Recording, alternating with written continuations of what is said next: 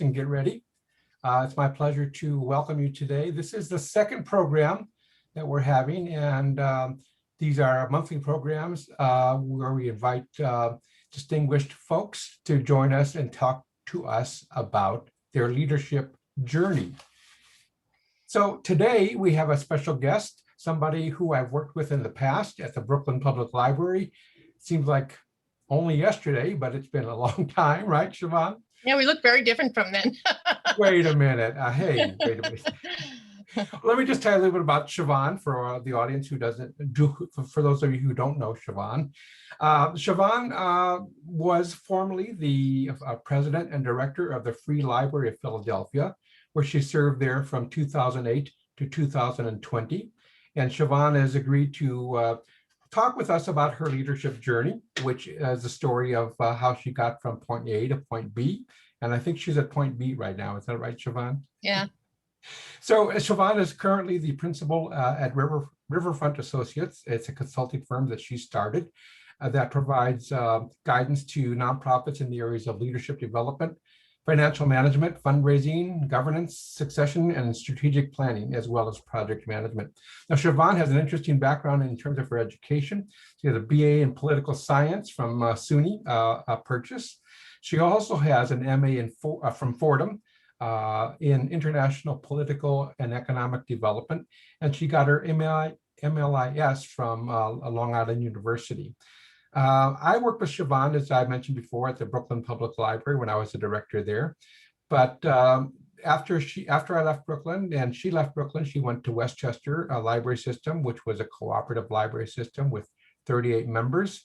Before that, she worked at the New York Public, before she came to Brooklyn, she worked as a manager of budget and planning for the New York Public Library. In 2015, Siobhan was recognized as a Librarian of the Year by Library Journal. So Siobhan, welcome to the program. We're happy to have you here today, and we're looking forward to hearing more about your leadership journey. So we're going to, as Christine mentioned, we're going to take questions as we go through this conversation, and want to welcome everybody again to the program. So Siobhan, can you share with us briefly your journey, your leadership journey? How did you get started in this business, or even before then? What brought you into libraries? So, hi everybody. Martine, thank you for inviting me to be a part of this program. I actually have, my story around leadership and how I got to Libraryland is a little bit zigzaggy. It was always my intention why I have a degree in political science and then international economics was I actually wanted to work for the CIA or the State Department. And of course, I actually took exams to get into both of those agencies. And of course, my father was really, really, really upset that I was considering advancing in the CIA, mostly because he said, Siobhan, your face does all your talking for you. You cannot possibly go into the CIA. And I told you that story a long time ago. But it was that reality. And then similarly with the State Department, as you were moving along, you'd take levels of exams. And then all of a sudden I realized that I had started my work with my first company, which was the Borden Company. I was in their international division in New York City. What is the Borden Company? The Borden Company was a sort of multinational corporation, started out as a dairy company in New Jersey, and then expanded into chemicals, petrochemicals, and became a multinational organization. And my work was in the international division. Okay. And I ended up finally making the decision to separate, sort of reality from, sort of mental, this odd passion that I had to be something other than where I ended up. It was just, I started making more money than I was ever going to make in the State Department. And the State Department, of course, you had to have connections if ever you were going to grow into any sort of leadership there. So sort of decided then to really sort of fix on the fact that I was in a pretty great situation with the Borden Company. They had a president by the name of Gene Sullivan. So this is back I graduated in 78. So in the early 80s, Mr. Sullivan was a gentleman who actually recognized the fact that women were up and coming. There were finally some women that were breaking through the glass ceiling at that time. So, and he recognized that when you're a consumer products company and who is purchasing your goods, but women, you need to pay attention to that role. And so, started out there as a secretary to, the gentleman who was running board in Europe, and then started progressing through different roles in the organization, finally into strategic planning roles, which was where I sort of got and built my chops in budgets and analytics and then moved over to that. So during my corporate career, it was sort of this corporate takeover, constant corporate takeover. So I leave, when corporation goes out, I go over to the Pinkerton Security Guard Company. Neither of these companies exist. I will not take the blame for either of these companies going out of business. But in the Pinkerton, I was in a budget management position, and so working with different field offices around the country, and really beginning to develop the sort of serious analytical skills that I had on when it came to finance and understanding sort of how a company works, from human resources to procurement, to bringing it all together to create the database decision making that the leadership needed to make.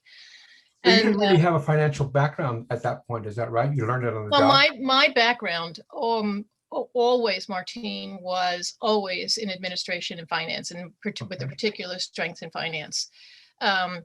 Which was built over time, but it was just sort of, and it was the analytic piece of it that I really began to, to really develop some strength, because it's one thing to look at a number, it's another thing to understand how that number got to be the number that it was, and what was all of the what was the narrative around that.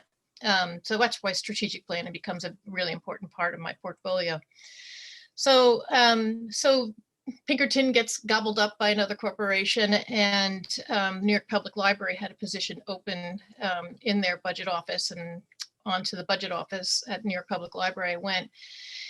And 35 years later, never intended to stay that long in library land, but boy, it's been a hell of a career, and probably uniquely so, because it was always sort of in the administration side of things, really working, and always on the sort of finance side of things, until I moved over to the Brooklyn Public Library with you, and we began doing some really important work around strategic planning and community building, and really taking a look at how staff structures worked and all of that kind of important sort of asset building for the organization, whether it was from the capital side, but fundraising side was a real strength, and then government affairs.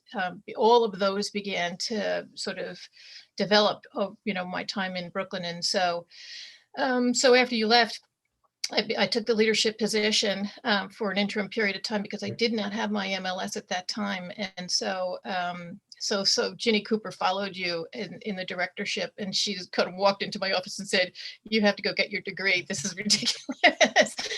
And I did. Ginny Cooper, people don't know, was at the Alameda County Library, went to Brooklyn, and then went to Portland, or not Portland, and then she was at Portland before she came to Brooklyn, right? Exactly. And then from Brooklyn went to Washington, D.C. D.C. Public. And then D.C. Okay. And now retired in Portland, back in Portland. Hey, I was going to ask you. I'm sorry. Go ahead. Didn't mean to interrupt. No, I'm just saying. So from that, I then took left Brooklyn to become the director of the Westchester County Library System, and then on to Philadelphia for the full directorship there. So I'm curious, I had a chance to work on both coasts and a little bit of time in Chicago, but you spent a lot of time, almost all of your career, on the East Coast and in large urban libraries. So how did that shape your, especially somebody coming into the library field later in their career, how did that shape your idea about what libraries were all about and their value to communities, and especially in an urban setting? What was different about that, if anything? So I'll tell you, I'm going to give you a little bit a side of the story, that when I was going for my MLS, Ginny insisted that I do my internship not in an East Coast urban public library. And so I did my internship at the Phoenix, a large urban public library. It happened to be in Phoenix. So did my internship for my degree there, and it really did expose you to a different type of operation. Mhm.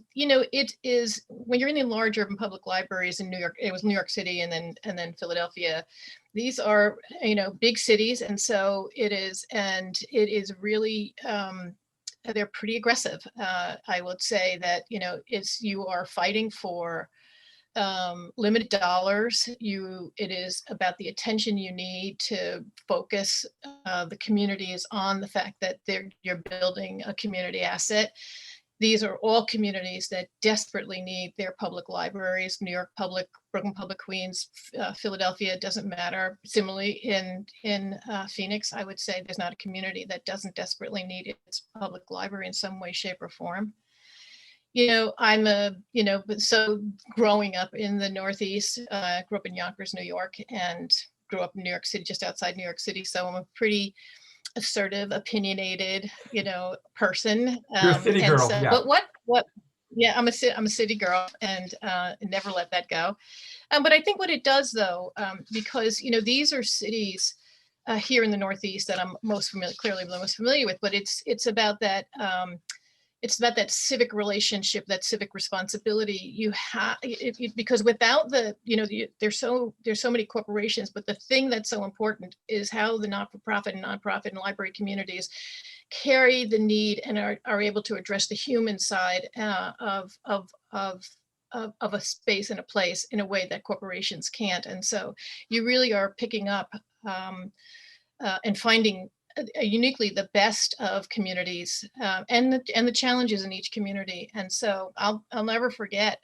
And this is everyday occurrences that this is why I feel the profession is such a bold profession in some way, in that librarians are out in some of the most challenging communities, working with people who can't read, people who are economically challenged. Yet on the other side, you can be in communities where there's such total affluence and such total, appreciation for the fact that you're there. Mhm. It's so interesting, the different levels and passions around libraries in an urban setting. It Right. becomes, in my mind, more acute because it's almost like it's not, they can't take it for granted because they know public libraries are so financially challenged from a public funding standpoint. And Mhm. so they work harder to ensure your survival. That's Mhm. all. Yeah. One of the things I've observed too, I think, is that there seems to be, in my experience, a greater reliance of public libraries as a place for students, kids after Mhm. school in particular. I mean, I can't say that it's not necessarily the case in suburban communities, but in a suburban community, you tend to be more of a commuter and you're getting picked up from school with your parents. But I was thinking back to the days in Brooklyn in particular, where, after school, it was like all hands on deck. You knew that was going to be the time where you needed to be the busiest. You were going to be the busiest. Same situation in Philadelphia, I imagine, right? Oh gosh, yeah. And from a children's librarian standpoint, it was all day, right? So 10 o'clock in the morning, you open up the door, and then sort of the barrage of strollers coming in, whether it was moms and dads or caregivers, whatever, for story time, and then they would clear out, and then the teenagers and the school children would come in the afternoon. And that became a really important piece of work, because when I first got to the Free Library, there wasn't a specialty on teen services, and that came in, sort of began taking shape in the last couple of years I was there. But it was important to do that because who was coming in using the library there around the library, whether they were using it the way you wanted it or not, you had teenagers in your libraries. And so let's find the best way to work with these young people to sort of build an important space for them where they feel safe and are acknowledged. A lot of one of the projects that we had there was called the Leap After School program. And what we did was hire, and this is where the library became so fundamentally important for teenagers, where we hired so many from the communities to be mentors to the younger children. And when it came to after school support. Were these teenagers you hired? Yeah. And so we would keep track of them and support them through their high school and college applications. And so, of all of the teens that we're working with, there was 150 of them at any one point in time. Almost all of them graduated from high school on time. If they're one of our Leap After School mentors. So. Okay. Hey, so the focus today is on leadership, and I want to, let's see if I can get you to talk a bit about kind of the leadership in what tends to be, and not just in Philadelphia, but big urban centers, the politics of leadership and being involved in a political environment. How do you lead in that kind of environment? That's a great question. It is tough, but I think you have to believe in your vision, right? And so you begin with ensuring that you have a board that supports where it is you want to take the organization. And then with that, sometimes you don't have a choice on who those board members are, right? Oh, right. And so I had 3 boards at the Free Library of Philadelphia. I had the trustee board, which was 55% appointed by the mayor, and then the residual were self-appointed, were appointed by the other board members. The foundation board was completely privately appointed, and then the Rosenbach was another privately appointed. I'll talk about, Rosenbach is a museum that we took over. But anyway, so unless you have the full backing of your board, it is really hard for you to be able to move out politically as well. So because you need your board members and you need your staff to be the ambassadors for what's happening in the library. And so, so you have to make sure that as you're working with the mayor, or you're working with city councils, and so it's different, in the urban centers, you're working with mayors and city councils versus city administrators and town, town supervisors and all that. Right. So, and in my particular position, it was a little bit funky in Philadelphia because I didn't report to the mayor. Also, explain that to us.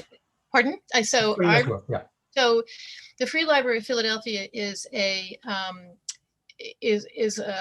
board that it's independent, and so as part of as designed by the Charter of Philadelphia, one of the responsibilities of the board is to hire and manage the director, right? And so I reported to a board of trustees, and it was really difficult for the mayors who were trying to run these cities. They wanted to direct the library, they wanted to direct me, and of course I never, it was just one of these odd things that I'm going to do what you want to do, but let's make sure that we have an entire, group of people that are quite comfortable with this. Rarely was there an issue, between where the mayor wanted to go and, of course, the direction of the library. And then, of course, the relationship but there was tension there. There was absolute tension. If, in fact, I'm fighting for a particular budget, you're supposed to just say, okay, Mayor, I really love the number you gave me. But of course, me being Siobhan Reardon said, that's not really a good number. I really need something else. And so, and the other part of the tension was that I had a very highly functioning foundation that was raising, we were working and raising a lot of money. And so, what that says, that there's some money that came in from the city that would support the public service operations, and then there was the programmatic piece of it that added the quality piece, that to allow the librarians to actually have some money to do something with the program, because it wasn't happening on the city side. So navigating all of that meant you had to be pretty sure about what you wanted to do. You had to make sure that you were communicating constantly, not only with your board, but with the staff as to what was going on. Communication is always going to be that giant challenging piece that you never get it right. It's what you constantly work at it. You try to bring the unions on board so that they're walking with you as we're trying to go down, whether it was raises or whether it was a particular program. And of course, just the general public, because you need to be out talking to the general public, or the people who use your libraries, and get feedback from them pretty regularly. Because if the public you're not supporting the public the way the public wants you to, it's a very difficult walk as well. Yeah, I can imagine. So with 3 boards, my gosh, that you have to work for. I always thought kind of the ideal situation is where you could actually have a lot of say in the board membership, but also, pretty much be able to write your own ticket in Mhm. terms of how you spend your time. I only can imagine, I mean, when you have a board, and I'm not sure how frequently they met, but with 3 boards, you must have been meeting all the time with some and preparing an agenda and kind of getting everything synchronized. So with your job in Philadelphia, how much time were you able to spend externally versus internally, like inside the operation versus outside? So it's a great question. I would say I spend 60% of my job externally, and 40% the other way, internally. Okay. I had in my mind, I had very strong staff that, that I had a deputy director that was in charge of the public service operations, and another one that was responsible for IT, another one for responsible for capital project. These were all very strong people. Mhm. So I felt comfortable saying that I really do need to handle the government relations. I really do need to handle the fundraising aspects of the work, and all of that community relations. And trustee, you're right. It was 80 some odd people that you were trying to keep happy and engaged. I mean, it's the engagement that's so critical. Yeah. I had pretty great boards, and I had pretty great commitment among them. I will say it's not write my own ticket. That was, it was, I rarely made a move without making sure at least the chairs of the boards knew what was going on. Mhm. And that, and and there was a deputy mayor that I reported to on the city side of things to make sure Okay. that person knew what was going on. So, the city, you got to keep the city very, very, very, very close, even though I technically didn't report to them, but I reported them. Yes. It's a very funky thing. You relied So on them for your budget, though, that you had to make sure they were in the had loop to, on oh stuff. yeah, yeah, Yeah. yeah. Or else, budget negotiations were a very difficult process. If in fact you weren't towing the line to some degree. But the way the boards worked was that's where there was constant communication. And if I was concerned about something, I'm picking up the phone and calling the board chairs and walking through what was concerning and the things they need to be aware of, because the worst thing I could ever do to board members was not to have their backs, because they're the ones that are out there and they're the ones that are contribute time, money, effort to the organization on a volunteer basis. So But communication was a very important part of what you had to do. I right. mean, uh, there are messages that only you can deliver. There's other Mhm. messages you can say, okay, I want my deputies or others to kind of make sure that everybody understands what's going on. So, my gosh, I can only imagine that there were times when, either the message wasn't clear or you didn't have time to get out ahead of it, or maybe the press got in the way Mhm. of just crafting the message for you. How did you manage all that communications? Well, sometimes it worked well and sometimes it didn't. Sometimes, it depended who was out in front of the message, right? So, Mhm. perfect example was when I first got to Philadelphia, pretty naive around the politics of Philadelphia. Philadelphia politics is a fascinating, fascinating thing. Someday I'll write a book about it. So when I got to Philadelphia, so I started in September 8, and I want to say 2 weeks later, I'm handed my first budget reduction, of 10%. And I'm, having done budget reductions through New York Public Library, Brooklyn Public Library, oh, I can do this. And I figured out how to submit a budget with a 10% reduction, no problem. Unbeknownst to me that they were looking for something more severe. And so ended up coming back saying, we're going to cut your budget by 20%. Now, 20% is a giant, giant number. And so I was trying to figure out how, and of course, I have the board, with me all the way, and the senior staff that I was working with. And I made this recommendation to, you can't take down an entire system. There's a way to do this and keep part of the system, some piece of the system healthy, but something's got to give. And so I recommended closing 11 libraries. And Ouch. that meant the rest of the system, the remaining, 45 libraries were going to remain 6 days a week, fully functioning, all of that kind of Let me thing. stop you there just for one Mhm, second, because I mhm, know that in some situations, I can't speak for Philadelphia, mhm. but in some situations, that could be seen as a tactic to, propose cutting X number of libraries, closing them because you want to get the reaction so that the library budget would be restored. Is that ever? No, because this was, because remember the economy was collapsing, right? So Yeah. this wasn't attacked. This wasn't attacked. This is, what did Barack Obama say? It was just about the brink of a totally collapsed economy. So I knew that this was for real, but I was trying to, because it's, Philadelphia just has more infrastructure than it has the money to support. So that is a fact. And so, and this is kind of the thing that the mayor then Nutter was looking for, was just sort of, how do you right size the city and its operations? It just became, so what ended up happening is that, putting the message out to staff, and there was a staff member there that went and took it to the unions and then on to the press before we could get our handle, before we as an organization could create the communications, around getting that message out and how. It was a disaster. And so, the people carrying the message, I was always on defense around this. But I believed in it as a good business decision, but it was a business decision that had social consequences. Right. And so, yeah, and then brand new to the city, from New York, someone said, you just have to follow the beer cans you threw out of the car, back to New York.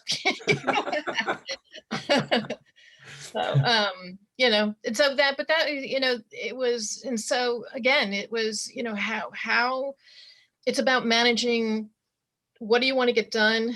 Who's leading certain aspects of it? That all of that has to be so artistically curated. Right. And communications is always the thing that gets you. Always, always, always. So much has been written about your departure from Philadelphia. And that's now That's an understatement. July 2020. Is that when you left Philadelphia? Mm-hmm. So I'm interested in learning a little bit more about, maybe some of our listeners are about how that was a leadership issue for you, and what lessons did you learn out of that? So it's a complicated, it was very complicated in the end, upon reflection, right? So the first time that I realized, I knew something was going on, because we were trying to get the libraries open probably late May, early June. And the way we were trying to make it happen. This was starting in COVID, right? Yeah. So the libraries had been closed, and we were getting pushback from the city to say, you got to get stuff open. It's, the public needs you. And I understood that, because I'm a huge customer service person. And that probably, and I'll get back to that in a second, but, so I understood and appreciated the need to get the libraries open. It was just, I think the staff was just so almost paralyzed, probably the wrong word to say. I can't, especially our Black and brown staff who, we all know COVID has a particular and stronger, is a stronger chance of illness and severe illness, Black and brown people versus the white people. So and my staff was largely more than 60% Black and brown. And so you could understand the panic that they were trying to sort of explain that they just couldn't come back to work. They had we didn't have the right PPE in place, all the thing. And so so again, this is where communications is a very big deal. We were putting together the work around the sort of plans and procedures and pushing them out, and a lot of pushback against it, as I would have expected, because we weren't covering the bases as our staff was seeing them. Can I ask you a question? So I don't know what your situation was there, but many of the cities, well, in this case, you were an independent agency, but many of the cities who had city library departments, they were taking their lead from the county health minister, or from, the city health department, or, where were you getting your direction from? Both from the city health department, and the directive from the mayor's office of the health Okay. department and the chief health officer. So, and Okay. he was guiding us through all of this. We knew that, because of the particular exposure of our public libraries, it's such face-to-face communications. Yeah. How are we going to best do this? And in the end, it just was such an issue that we ended up trying to figure out how it is we were going to do curbside check-in. We were not going to be able to get the libraries opened at all. And so it was just, we didn't have the right equipment. We didn't have the right, even if you cleaned up the buildings, we were doing these COVID cleanups. There was just so many other issues around building safety that we just, and no money to do any of it. Right. So what ended up happening is that there was an alliance of staff, whether it was the unions, and then there was a number of Black staff that got together, referred to themselves as the Concerned Black Workers, calling for my resignation, saying there was just not enough communication, not enough, things weren't going well. And then for the Concerned Black Workers, I understood their issues around particularly, because, everything was happening at that time with George Floyd having been killed and the social justice demonstrations that were happening in the city. And this just all culminated into a larger than life issue for the library. And so calling for my resignation, particularly for the Concerned Black Workers, they were looking at challenges around hiring and promotions and their issues around growth in the organization, and all of which were fair, but all wrapped up in civil service procedures, which was going to take forever for us. We started looking at all of this as we were, over the past 2 years, as we knew that social justice and bias issues in the library had reached an elevated point. And so we began to put together steering committees and board committees around this. And this just, we weren't moving fast enough for this group of people. And then, there was a survey that was done that talked about staff bias, and, just stuff started coming out of the walls that you just. Well, the whole country was kind of in this,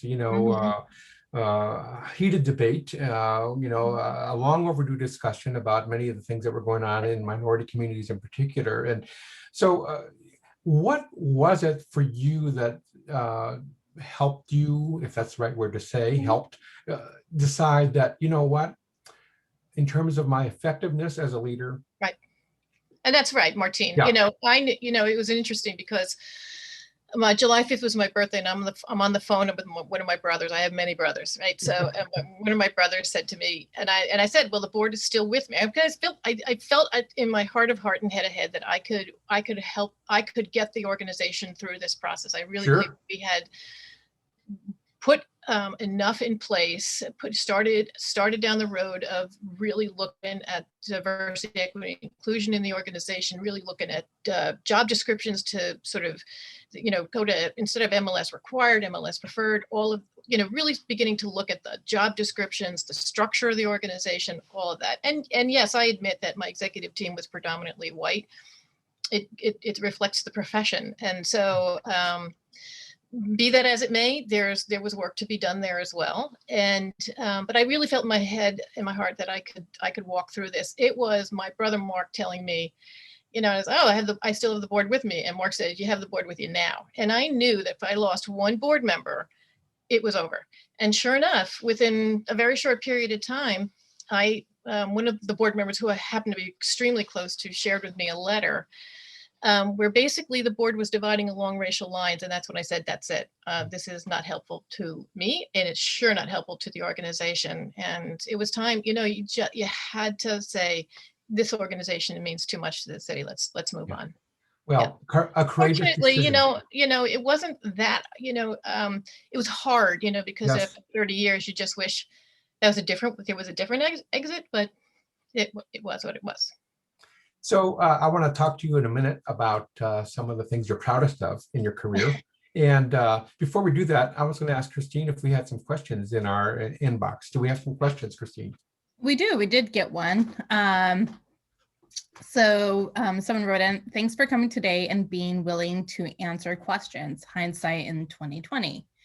Black workers described a culture of discrimination in the library system. Looking back, what could you have done differently to combat systematic racism in the institution? Right.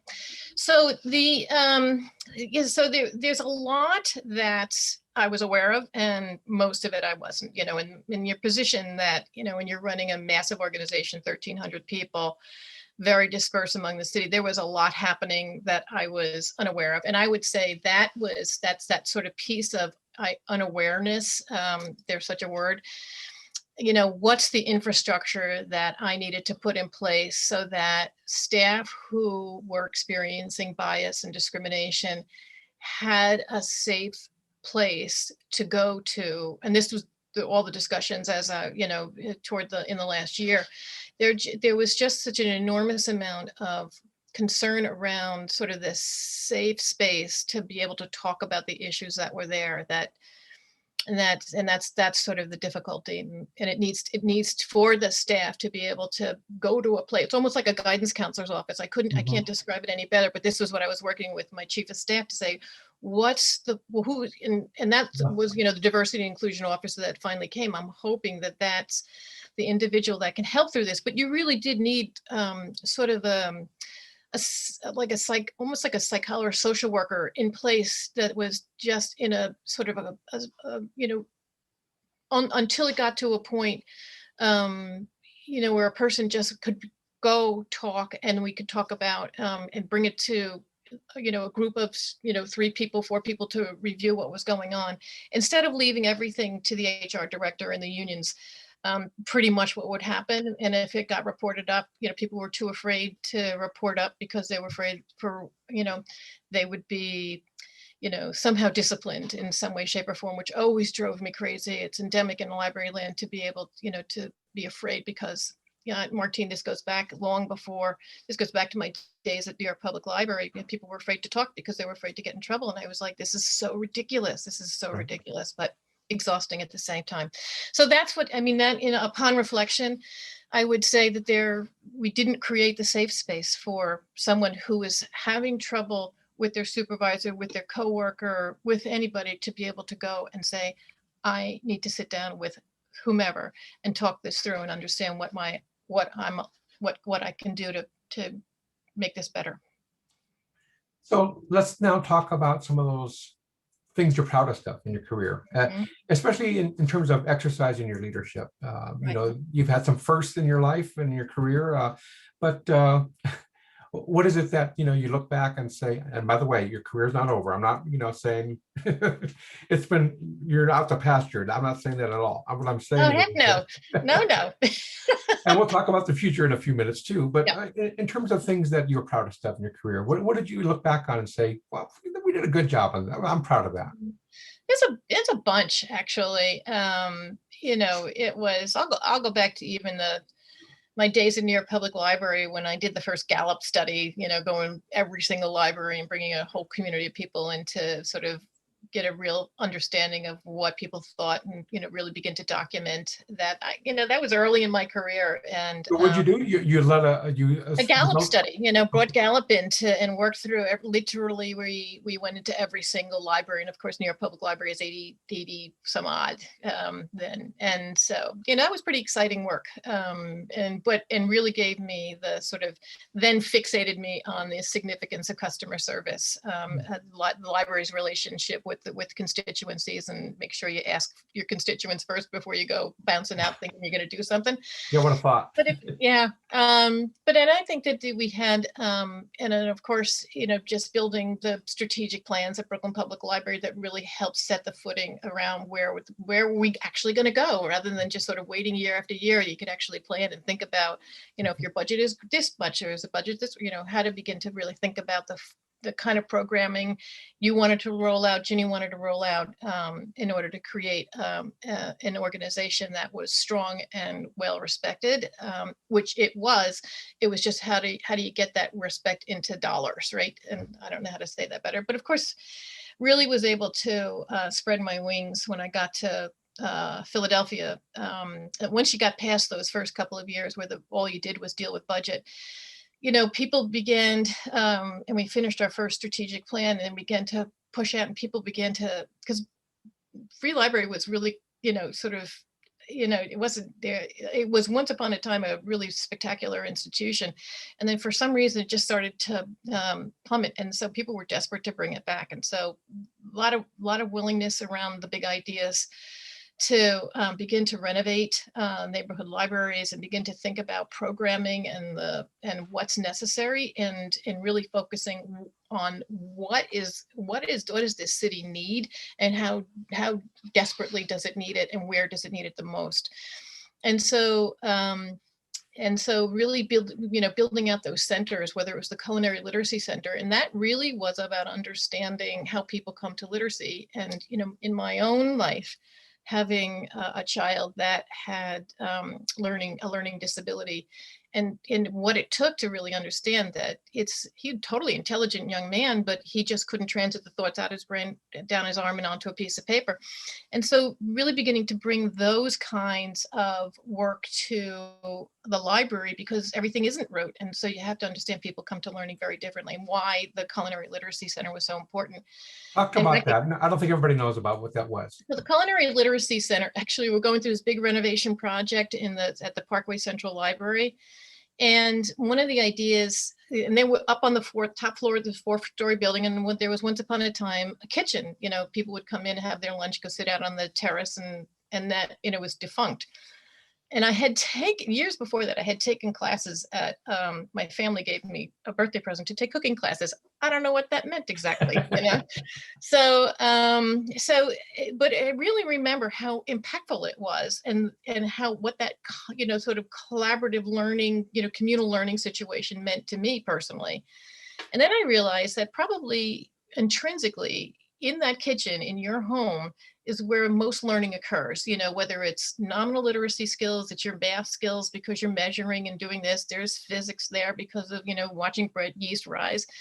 And I finally realized that this is probably an idea that needs to be tested here. And we did, we built this, culinary classroom on the top floor, and really carry out English as a second language classes using cooking as the medium. We have a lot of cultural immersion classes where new Americans are coming in and they're learning their English skills by teaching other people in the class a recipe from their culture. We have children coming in, learning measurements and all that sort of thing. We worked with a blind association, teaching people who were blind how to take advantage, and the tools that they could advantage, the tools they had. And then of course veterans, we had a big relationship with, still do have a big relationship with veterans organizations, and it's job prep, it's it's the whole 9 yards. It really took off, and it's doing extremely well. Doing what people actually eat there? Do people actually? Oh yeah. There was, so we will, part of the earned income piece of this is that you bring in chefs and you charge, for people who can pay. They're coming in the evenings and they're preparing a whatever, like a classroom. It's a big classroom, right? We learned how to butcher a lamb, how to do a good cheese board, all that kind of stuff. So in the library.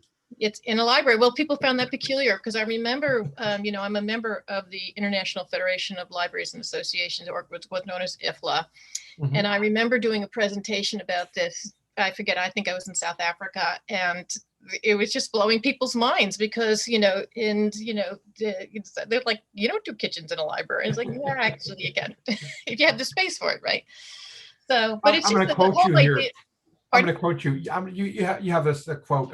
I like big ideas, you said. I like a willingness to take risks. Yeah. We have adopted a philosophy around risk, and that took a lot of time. Yeah. So you're a risk taker in your personal life? I am.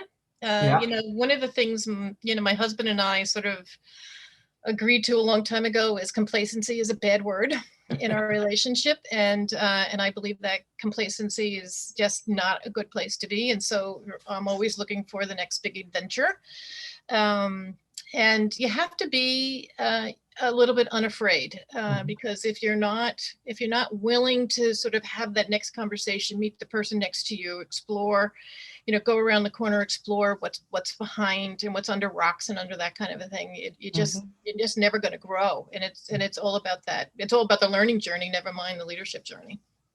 So, and that's what I love. And when I'm looking at, people, to hire or get involved with, I love somebody who's done something really, really, really interesting, or, just sort of like, wow, I would never thought to have done anything, just love that kind of curiosity around that.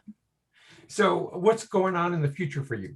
What do you think you're going to be doing next? So, I have started, as you mentioned, I started a consulting practice, really focused on nonprofits. And a lot of it has to do, Martine, with the fact that I'm a lot concerned about the state of nonprofits as we come out of this pandemic and the economic challenges that have beset the nonprofit and the arts and culture communities. Some will come out stronger because they have a deeper pockets, and they have strong boards, but some of them are not going to come out of this well at all. And so my hope is to provide guidance to those who want it, particularly those who are concerned about their future, to give them the direction to either understand what it's going to take to be strong, or also understand that it might be the time for you to align with another organization with a similar mission. I think that, unfortunately, the latter is going to be where a lot of nonprofits are going to end up. So, unfortunately, but that's right. Are you going to stay in Philadelphia? Yeah, Jim and I love it here, and so it's a very nice city. We have a lot of friends here. It's a very manageable place. We can afford it. Even though my grown children are all up in New York, Jim and I think are here for a while. And your grandkids too. Hey, we have a question here. We have a question about what, from your vantage point, the question is, what's the most critical issue facing libraries today? I think it's always going to be money, and I'll say that. And I also think adaptation is going to be important too. One of the things, and I knew that, sort of as I understood my relationship with the staff, one of the things that many of them were concerned about is the constant change that we were going through. And it was exhausting for many of them. And I think that that's unfortunately going to keep happening, because libraries are now going to become even more crucial, particularly when you think about learning loss and learning loss recovery for young people. This is the space and place outside the school hours that libraries are going to have to pick up the pieces, if you will, around learning loss and learning loss recovery. And it's going to be, when you think about just even pick a kindergartner that's never had their first year of kindergarten. They're already behind. They're not ready to start school ready to learn. And so where does the library, and what are the opportunities that libraries can sort of strengthen up and say, we're going to be part of this learning loss recovery process by creating, whether it's playful learning spaces or good opportunities for getting that book in the hand and getting that child reading and understanding math and all that kind of stuff. I do think this is it's a crucial moment for libraries to really step up. You've been active in the American Library Association. You were an endowment trustee. You've been active in the International Federation of Library Associations. You think you're going to stay active in the professional world, library world? Yes. Yeah, I want to, because I do hope that some of my nonprofit clients will be libraries. It's a field I have, as I said, it was not a field I intended. I was intentional about, but sure did come to believe in the strength and value of libraries. It's been a hell of a career. Yep, I want to keep it there. Christine, do we have any other questions? I think that's it. I don't see anything else. So I want to thank everybody for joining us today. And Siobhan O'Loughlin Reardon, want to thank you so much for your telling us about your leadership journey. Hopefully the people who were able to join us today benefited from your story. We like it when it's personal. I think that people understand that, even though you climb a mountain, that there are still many hazards along the way, but there are also people there who are pushing you from behind and also pulling you up as you make your journey. Right. So on behalf of our association here in California, the CLA and the State Library and the Developing Leaders in California Libraries program, I want to thank you so much for sharing your leadership journey with everybody. And to folks who are on the line still, we'll be seeing you next month for another session. And keep on leading, Siobhan. Thank you so much for your time. Thank you, Martine, and thank you, Christine, and thank you to everybody that participated today. I hope this conversation was helpful to you. You know, this is an amazing profession. Stick with it. Thank you. Okay.